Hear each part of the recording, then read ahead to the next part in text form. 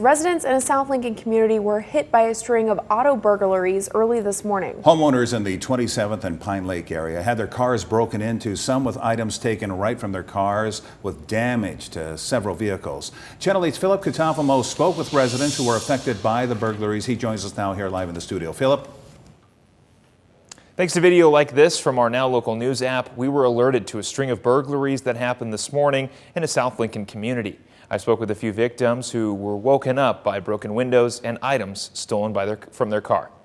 I walked out. I was going to class and I look up and my window's completely shattered, broken in, and glass all over my back seat. Ring doorbell footage obtained by Channel 8 shows someone making their way through this residential area, looking inside cars early Wednesday morning. Bruce Gottsleben says his dog heard a noise in the early morning, but he assumed it was the wind. He says just a few hours later, his neighbor texted him, letting him know the window of his truck had been smashed out. They had gone to the driver's side rear window and busted it out, and apparently they didn't see anything they liked, so they just took off. Lincoln police say there were in total about 13 reported calls for larceny from auto throughout Lincoln Wednesday morning, with multiple reported in this community alone. Police say along with reported damage to multiple vehicles, victims reported items like credit cards, clothing, and more stolen from their cars and trucks. Bruce says outside of a few incidents, this area is typically pretty safe. No, I'm not worried. You go through a period of emotions with something like this. First you're really mad, and then you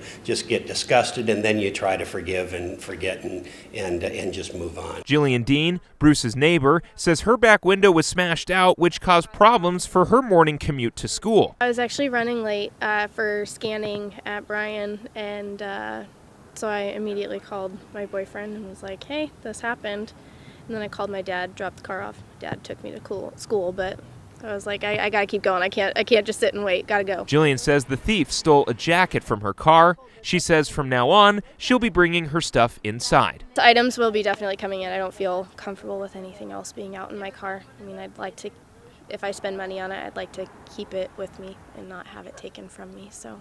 Jillian says she will be filing a police report and moving on. I'll be using a different vehicle for the time being, order a new window, get window replaced. I actually am filing a police report right after this since I was working all day, so kind of frustrating.